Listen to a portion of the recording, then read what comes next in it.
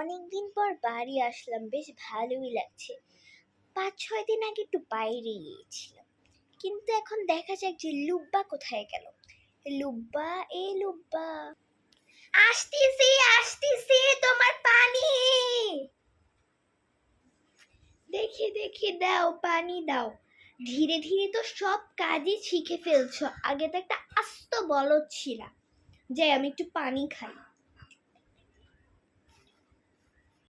আর হ্যাঁ, আমাকে হইতেছে গিয়ে একটু ওই যে টিভির রিমোটটা দাও তো, এখনই হইতেছে গিয়ে পঞ্চপাটা কার্টুন হবে। তাড়াতাড়ি আমাকে একটু টিভির রিমোটটা দাও, ঠিক আছে? এই নাও তোমার টিভি রিমোট। আর আমাকে ভালো বলার জন্য থ্যাংক ইউ। দাও দাও। এ কি, টিভি কোথায়?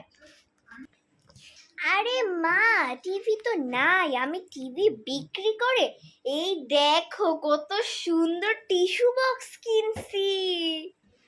ও, কি, তুমি টিভি বিক্রি করে টিস্যু বক্স কিনছো? না মা, তুমি অজ্ঞান হয়ে গেছো কেন?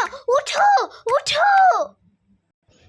কি করলা তুমি? টিভি বিক্রি করে টিস্যু বক্স কিনছো? টিভি বিক্রি করে মানুষ টিস্যু বক্স কিনে?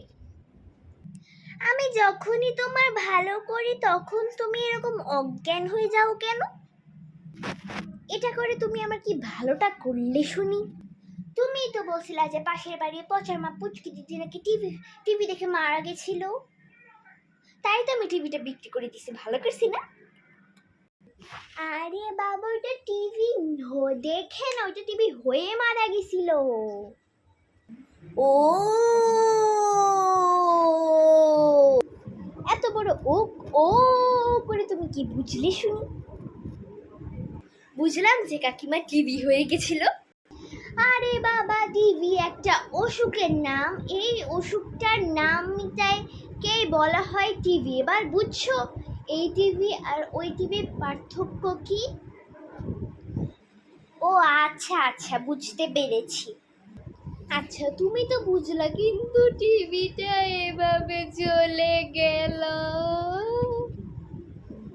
মা, তোমার কি হয়েছে? উঠো উঠো।